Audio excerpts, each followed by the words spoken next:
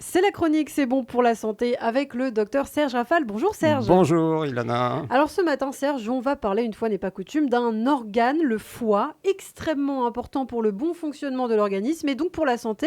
Et vous allez donc nous expliquer comment on peut l'aider par des plantes. En effet, Ilana, je vous ai rarement parlé de cet organe essentiel qui intervient tout de même sur plus de 300 Quand fonctions même. et réactions chimiques vitales.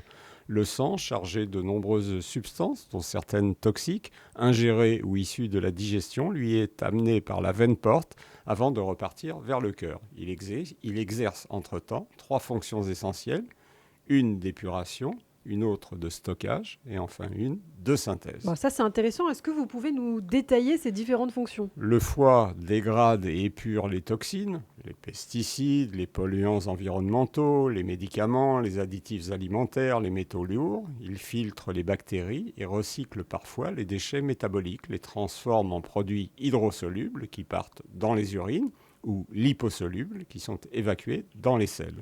Le foie stocke les sucres et les graisses, les premiers sous forme de glycogène avant de les libérer dans la circulation selon les besoins énergétiques, les seconds sous forme de triglycérides qui sont scindés en acides gras avant et afin d'être utilisés. Il emmagasine également les vitamines liposolubles A, E, D, K, des oligoéléments, le cuivre, le fer.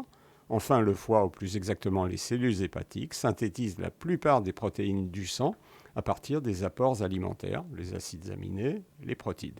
Il participe aussi à la synthèse du cholestérol, de la bile qui stocke dans la vésicule biliaire.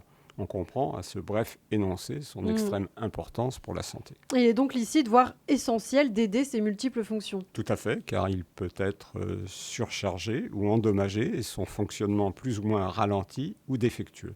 C'est le cas, par exemple, lors de certains traitements lourds, comme une chimiothérapie, ou lorsque l'alimentation apporte trop de sucre, aboutissant à la maladie du soda ou NASH, ou trop d'alcool, provoquant une stéatose, encore réversible, le foie gras, ou la cirrhose, qui, elle, est irréversible.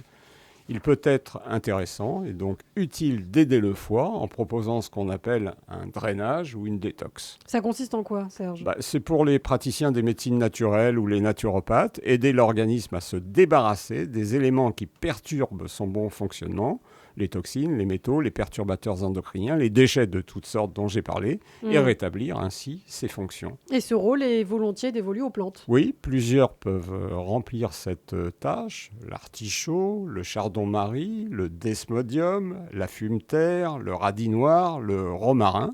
Ces plantes favorisent et stimulent la digestion et possèdent en outre un rôle détoxifiant et hépatoprotecteur. Bon, là, vous nous intriguez. C'est quoi, Serge, le desmodium que vous venez de citer? Une plante originaire d'Afrique de l'Ouest, du Cameroun, du Ghana, dont la principale propriété est de protéger le foie. Elle a été introduite en France dans les années 70 par le docteur Tubéry, sans être d'ailleurs inscrite à la pharmacopée.